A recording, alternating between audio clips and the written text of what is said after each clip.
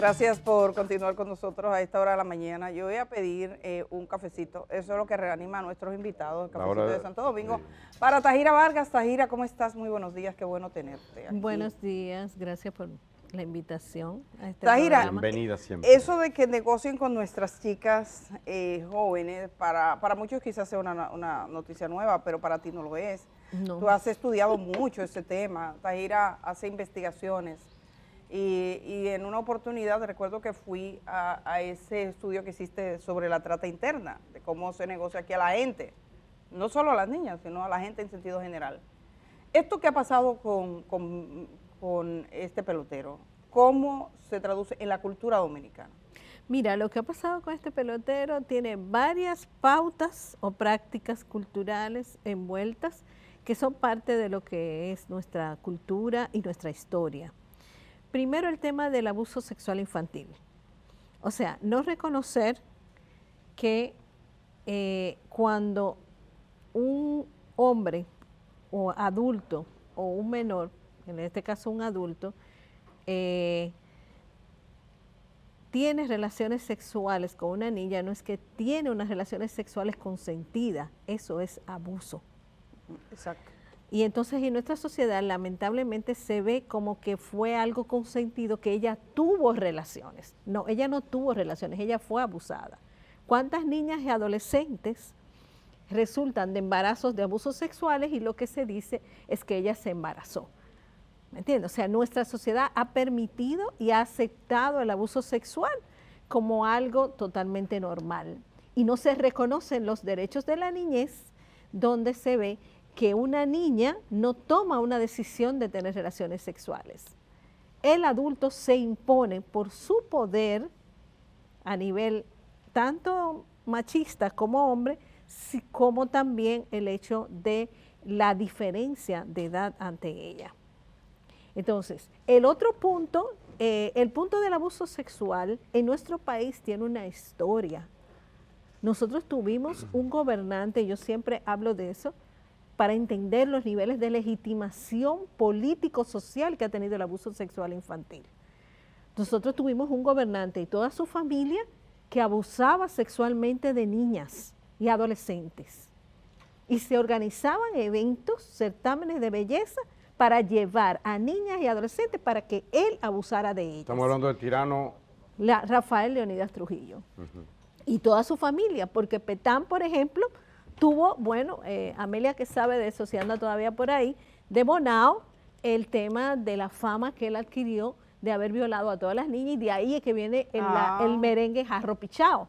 O sea, fíjate cómo incluso en los merengues nuestros sí, porque se habla de la violación sexual a las niñas y adolescentes como algo lúdico, como algo recreativo. El tipo acabó con media humanidad y eso es normal. Entonces, generalmente eso es lo que ha pasado y eso es lo que permite, acepta que haya abuso sexual y este joven entra en esa lógica de abuso sexual.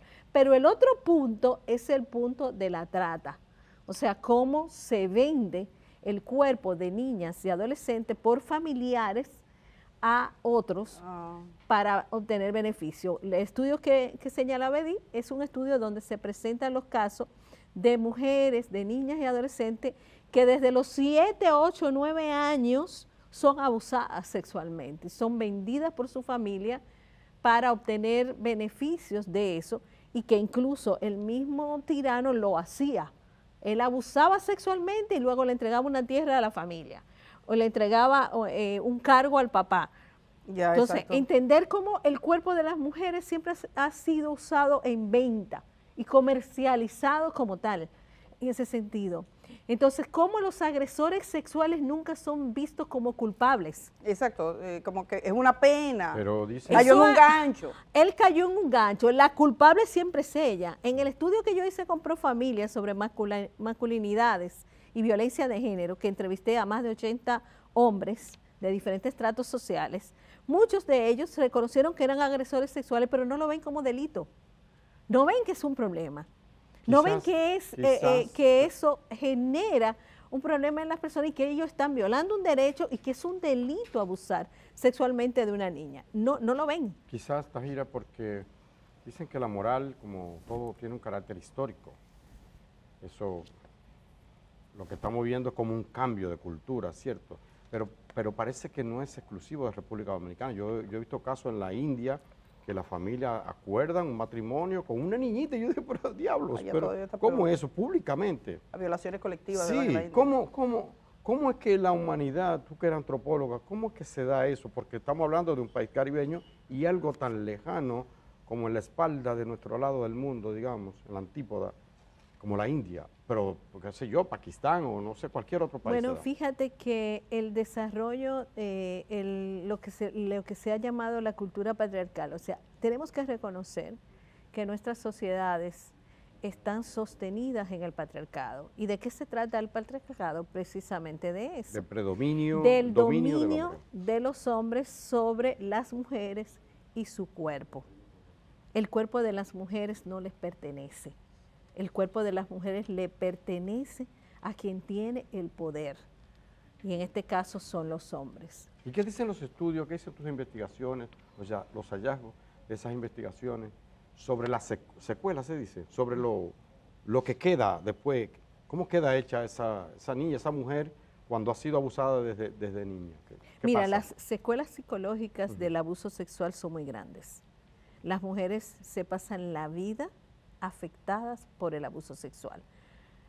Para ser felices les cuesta, porque no se sienten que merecen ser felices. Se culpabilizan ante una situación de abuso sexual. Entienden que ellas fueron culpables, entienden que fueron provocadoras de esa situación. Wow.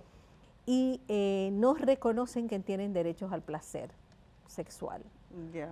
Y siguen reproduciendo relaciones en su vida matrimoniales, de noviazgo, desde donde ellas son víctimas de abuso. Una frustración Aquí, sempiterna. Porque no demandan una relación igualitaria con el hombre. Aquí tenemos un caso donde hay una madre condenada a 10 años de prisión, porque según se ha podido demostrar, y ahí están los mensajes que ella enviaba, ella presionaba para recibir dinero, consideraba que tenía derecho al acceso a ese dinero, se comercializó con su hija.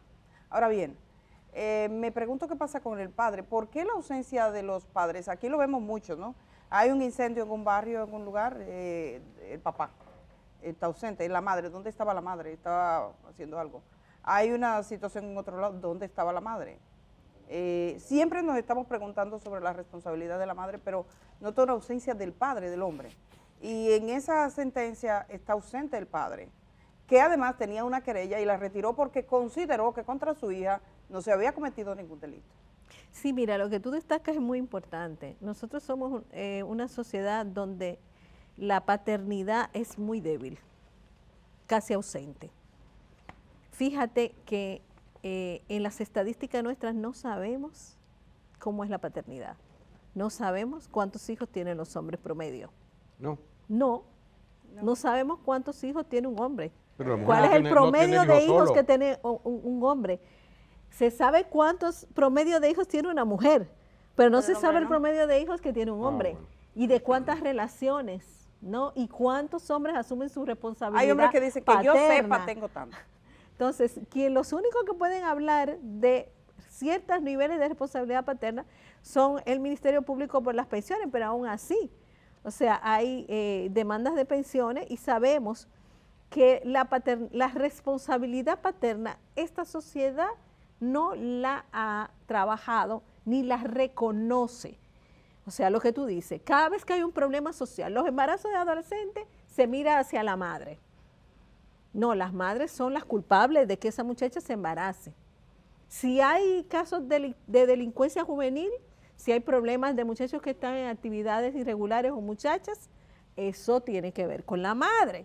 Si hay problemas en la escuela, con el rendimiento académico, eso tiene que ver con la madre. Y además, ¿quién va a la escuela, a las reuniones? ¿Quién espera a la escuela que vaya a las reuniones? Aunque se hable de asociaciones de padres, realmente son las madres que van a las escuelas. ¿Y entonces es la madre la arquitecta de este desastre o es también víctima de ella? No, lo que pasa es que nosotros tenemos unas familias formadas por una carga social y cultural sobre la maternidad. A nosotras nos educan para cargar con la responsabilidad social de los hijos, la responsabilidad de la crianza, la responsabilidad de la educación, la responsabilidad de la salud, ¿no? La responsabilidad por su desarrollo socioafectivo y psicoafectivo y sexual, los tenemos las mujeres, las madres. ¿Y el Estado? ¿Dónde El está? Estado ausente por completo, porque tú, por ejemplo, en este caso de esta joven, o sea, ¿cómo reacciona el sistema de protección de la niñez ante este caso? ¿Qué pasa con la niña? ¿Qué pasa con la niña cuando es abusada sexualmente? Incluso cuando las niñas son explotadas con casos de explotación sexual comercial, que se investigan los casos, que aquí eso existe a nivel nacional, los estudios que se han demostrado han mostrado una incidencia de la explotación sexual comercial de manera más alta en las zonas turísticas, pero también en todo el país. Y no se cuenta con la respuesta eficaz del sistema de protección ante la problemática. Digamos que esa idea de que si tienes dinero, tienes poder, no necesariamente dinero como el que tiene Wander Franco, 3 cheles. Si tiene 3 cheles más, porque yo recuerdo un caso en Pedernales de un hombre que lo que le dio fue tierra a la familia, un pequeño pedazo de tierra o una casa, o sea, 3 cheles más, puedes tener una niña como pareja, creer que tienes una niña como pareja, tomando en cuenta que nosotros tenemos una industria del béisbol, o sea, tenemos muchachos jóvenes que, como decía Mercado, salen con baja formación. Yo sé que la gente, por ejemplo, que está en San Pedro, las familias, los equipos, los que están interesados en esta industria, ¿cómo piensas que hay que trabajar para cambiar esos valores? O sea, ¿cómo hacer que nos reenfoquemos, que nuestros jóvenes elijan el camino correcto, que lo comprendan? Porque él sabía, él dijo, yo sé que es un problema, pero me voy a arriesgar. Y me encantó. Pero mire el encanto por donde va. Entonces, al final del día, incluso contra su propia vida y estabilidad, se la juegan. ¿Qué tú le recomendarías?